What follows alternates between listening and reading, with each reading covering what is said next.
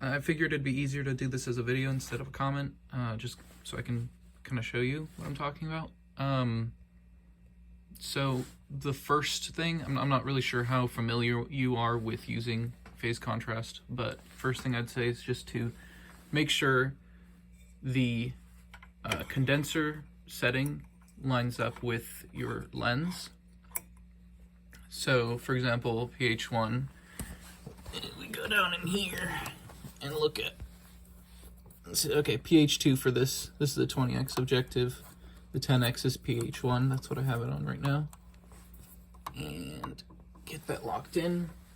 So pH1 will yield the best result.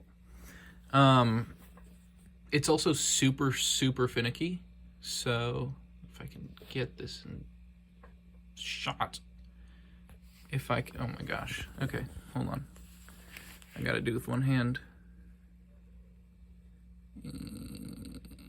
Okay, if I shift it over just a little bit, look at the difference that makes. And this is primarily caused by shipment damage. God, you get the point.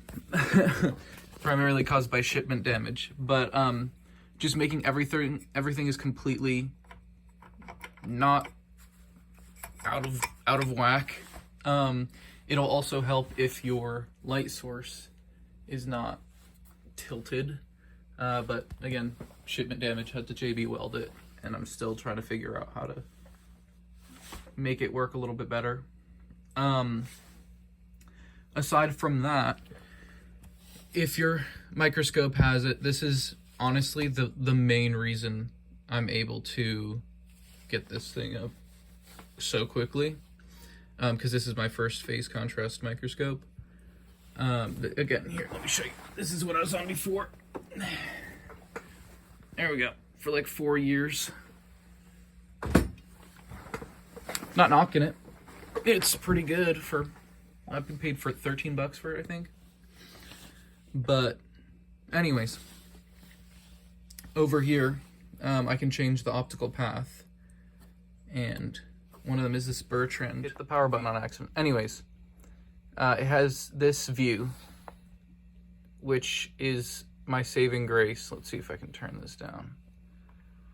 This view, can you see that? Hopefully. It shows the light, including the filter, and then it shows the objectives mask right there, the little black circle. And all I have to do is just adjust these little screws until that lines up. And see how it's not lined up? That could be just the whole, yeah, it's just whacked out.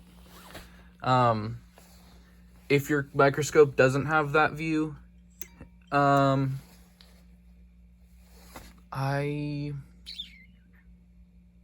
trying to think of something that would help. I guess all I can think of is just make sure that's lined up and then mess with it. Oh, another thing.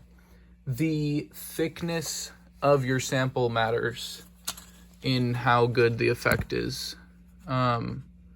So if we can get this to look through the camera, through the view. Okay, and then get it kind of decently positioned. Okay, you can kind of see we've got a decent effect going on right now. So this is at 400 times. I just used the focus mode on my body tube. You can see that's also extremely dirty. But this, you know, it's pretty strong contrast. You get almost a dark field like background. But if I added a sample in, pretty thick sample, you can see the effect is decreased somewhat. And this can be reduced by just wicking away some of it or having a cover slip. I'm waiting on my slides to come in.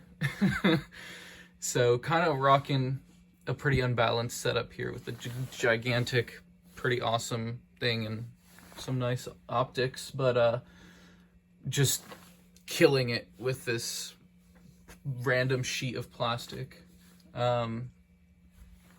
But yeah, the other thing too is you can adjust the position of your condenser, the distance of it, and that'll obviously expand or contract the circle of light it creates. And your ultimate goal is just to get it to line up as much as possible with that mask. That's it, I think.